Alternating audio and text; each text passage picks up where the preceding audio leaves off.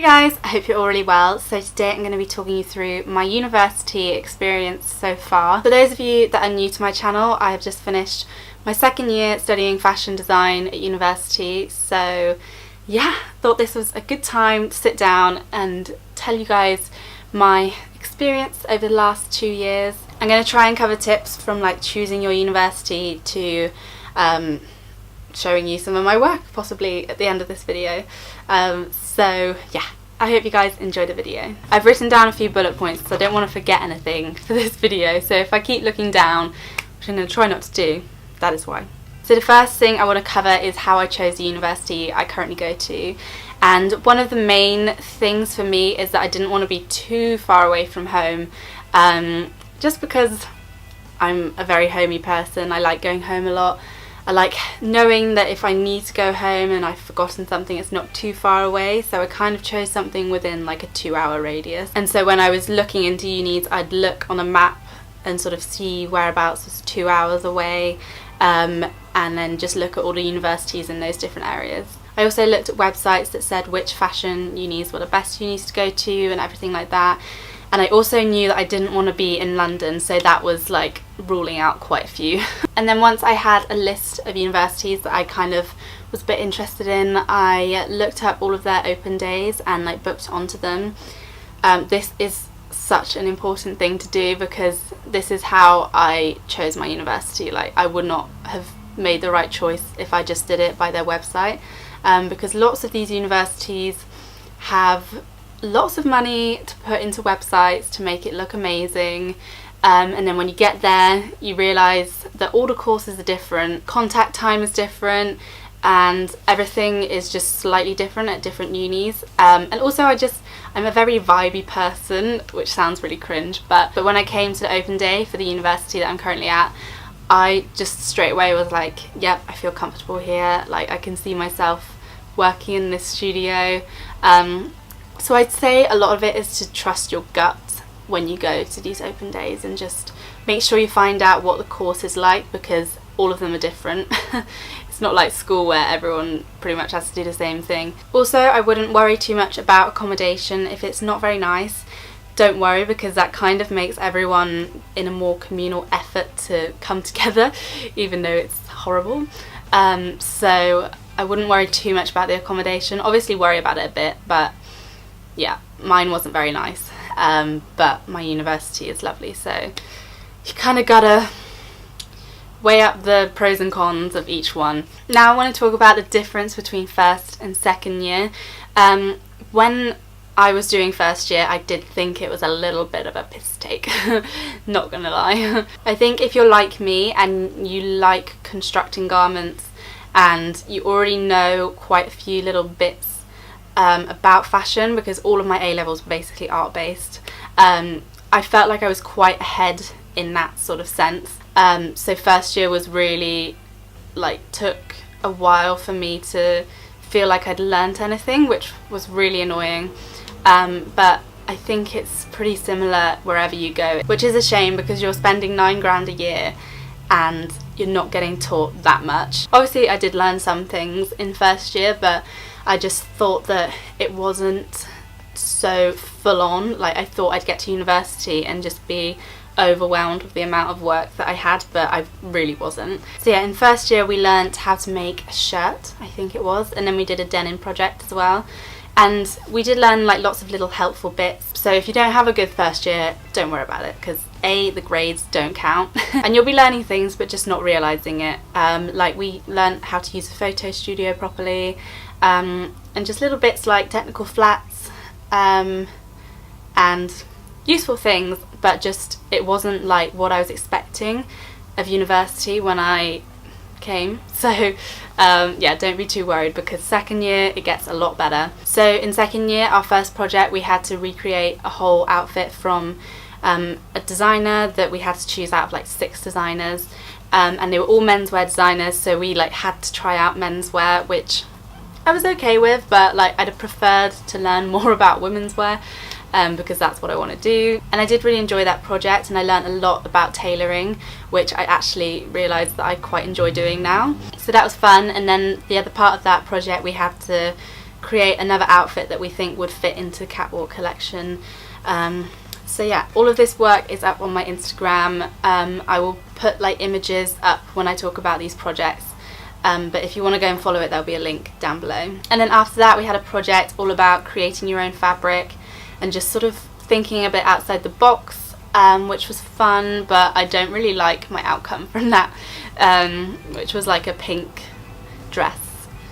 But anyway, moving on. Then I think that was it for the first semester, and then we moved on to create a collection where we had to like pretend we were going to create our own collection and make 2 whole outfits from that collection, and like photograph them and do like everything for it, and that was really fun. That's probably my favourite one so far. And then we did a little accessories project to go alongside that, and then our final sort of major project for this year was with a designer called Ashish.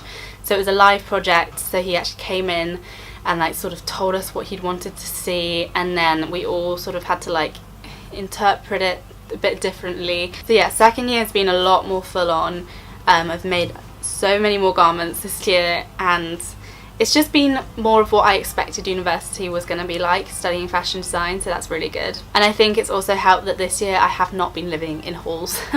I have a nice big room. I'd say my room in halls is literally a quarter of the size of this room, which is insane. I don't know how I got any work done in there. So yeah, I love this room, and I'm living with my friends, which I just feel a lot more calm and happy. Don't have to go out all the time because literally all my friends are within the proximity of where I live. And yeah, I'm just a lot happier in second year. I wasn't loving first year, just course-wise, but yeah, really happy with second year. I want to talk a little bit about fabric suppliers. I used to get all of my fabrics, this is like A-level, from a shop in Kidlington in Oxfordshire, called Freelance Fabrics, and it's a pretty good fabric shop, but now that I've been at university, I can like really appreciate good fabrics from London shops. So my favourite ones to go to are McCulloch and Wallace. They do really good trimmings, and like downstairs they have lots of zips and like just more trimmings downstairs, so that's a really good place to go. And then the second one that I discovered in second year is the Cloth House, and they do some gorgeous like natural fibre fabrics, but then they also do like other interesting fabrics in their downstairs bit. Cloth House also has a like factory warehouse shop in, I think it's in Camden, but I just haven't been to it yet. I think they open on Fridays in term time, but yeah, I haven't been to that one. There's another shop which is quite pricey called Miss Anne, but I've been in there and I've just never bought fabric, but I probably will in third year. But that's also another fabric shop in London. These are all sort of down the same street, the 3 I've just suggested. And then if you want to go somewhere else where the fabrics are a bit cheaper in London, then Shepherd's Bush, there is like a whole road full of fabric shops that are like quite cheap. They're not really cheap, but they're pretty cheap. But then if you want to go for the cheapest of chips, then Fabricland is a great place to be. I can spend so much money in Fabricland just because everything is so cheap, so I just want everything. So yeah, those are my favourite fabric shops, and the problem with fabric is that it all adds up. Buying supplies for this course is a huge expense, and lots of people won't tell you that on open days, but you just need to be aware that you're going to be spending a lot of money. I think last semester it all added up to about 500 and something pounds for like fabrics and supplies, and supplies meaning like sketchbooks, hangers to hang your clothes on, printers, printing ink, all of these like little things that you don't think about, and then like you're just landed with all this money, and it's scary. So if you're thinking about doing fashion design, then it's always helpful to have a job to help support it, or a supportive family that will help pay for things like fabrics and printing and sketchbooks. So just be very aware that it is a pricey degree to do. I own quite a few fashion books, and there was like a big suggested reading list before I went to uni, and I literally bought all of the books thinking that I'd need all of the books, and I really didn't. So I would wait until you get to university and see if any of the books would actually be useful for your course. This book was not on the suggested reading list, but it is like the one that I found the most useful, which is so annoying. It's quite an expensive book, but I think I found it on Amazon for like used. But it's basically Flats Technical Drawing for Fashion. It's all about drawing technical flats, like the right way to do it. So if you guys are on your summer holiday and you're just about to go to university, then have a play with Illustrator and like get working on your technical flats, because they're really important, because they will do a lot on this at university, and it's just such a useful book to have. I also find it useful now, like if I've done like maybe a drawstring, I'll be like, oh, how on earth would I do a technical drawing of that? Then it will be in here and I can like use it for reference. So yeah, it's a very useful book. I will leave it linked down below. One of the main things I get asked is how I structure my time, and that is something that I have just had to be really strict with myself on. I think having this YouTube channel has also made me more structured and like more determined to get the work done before the deadline, so I have time to do filming. So yeah, maybe having like a little job alongside university would be helpful, because then you can like really structure your time well. I write a lot of to-do lists. That was quite hard to say. I write a lot of to-do lists, and that helps a lot. But it also can stress me out quite a lot. So sometimes I will like highlight parts on my to-do list and I'll make sure I get them done by the end of the day. And also, just like a random tip that's not really to do with productivity, but it kind of is for me, is keeping a tidy room.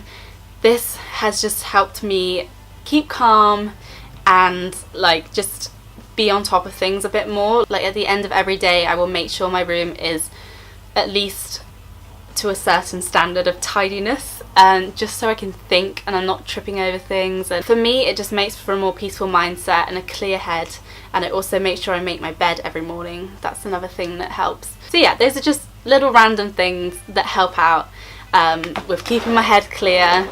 And now I'm going to show you guys some of my work. I think I'll start off by showing you guys my portfolio from the end of second year. Oh, actually, before I show you my portfolio, I want to show you a little technical pack that we have to create. This is like following on from that book I was talking about earlier. So yeah, we have to do like a technical pack for every single outfit in our lineups, and we also have to do like specifications and costings of certain outfits. So I'm gonna have to like blank the first bit of my portfolio because it's got my name on it. Okay, so this is my portfolio, but I'm trying to blank my name and email address. So this is my first page. For my first page, I try and keep it clean and just like give an idea of what I'm about as a designer. So like this shows that I'm a women's wear designer. I like creating slightly girlier stuff, and yeah, I love photography. These are all my own photographs. So then we move on to this next page, which is research, and this is just what my project was about and everything. Then I put a little bit of my illustration in with the colour story at the top, then some technical work on the next page, and like me constructing the garment. Then I put a little bit of my sketchbook work, me trying on the garment in its toile form, a big zoomed in photograph of the sort of embellishment that I put on the dress. And then this is my lineup from the Ashish project and the final photo shoot for that. And then I put another final photo on the next page. And then we head on to create a collection, so I put my name again at the top just to show that it's sort of like a new front page almost within the project. And so yeah, this is my favourite image from the shoot. It's really not coming up very well because of the lights. I'll leave my Instagram and they're all up on there. And then I put a bit of my research again, and then like toiling my design and thinking about changing my idea and how I'm going to edit it and stuff. And then more of toiling the idea. And then this is my colour story down here, which is basically all the colours that are going to be within the collection. And then I have a big double spread of my lineup with fabric swatches at the top. And then I've just got my final images of how the garments turned out. And right on the back I put like a little illustration of the jacket from the project. So So yeah, that is my portfolio. One thing I still struggle with is drawing. So when I do my lineups, I like to do them on a graphic tablet. So I'll like sketch them out and then I'll scan them in and draw on top of the bodies that I've drawn. So these are my lineups. Oh, it just doesn't show up. So these are my lineups printed out onto glossy paper. So I've got that one. I like to put an image behind that sort of relates to the lineup a little bit. These really are not showing up great. So I have a few garments still here that I've made this year. This one is from Create a Collection, which you guys have seen pictures of. These are all modelled on my friends on my Instagram if you want to have a proper look at them. Then I've got this sort of bomber style jacket, which is like pretty oversized. Yeah, I really like that. The things I've kept here are sort of things that I think I would actually wear in real life. And then the final thing is my blazer from Create a Collection. This fabric is so beautiful. This is from the Cloth House. I love it so much. So yeah, I think I'm going to leave it there for this video. If you guys have more questions about university experience and studying fashion design, then make sure you put them in the comments down below and I will try and get back to you. And yeah, I hope it's been helpful and I will see you guys all in my next video. Bye!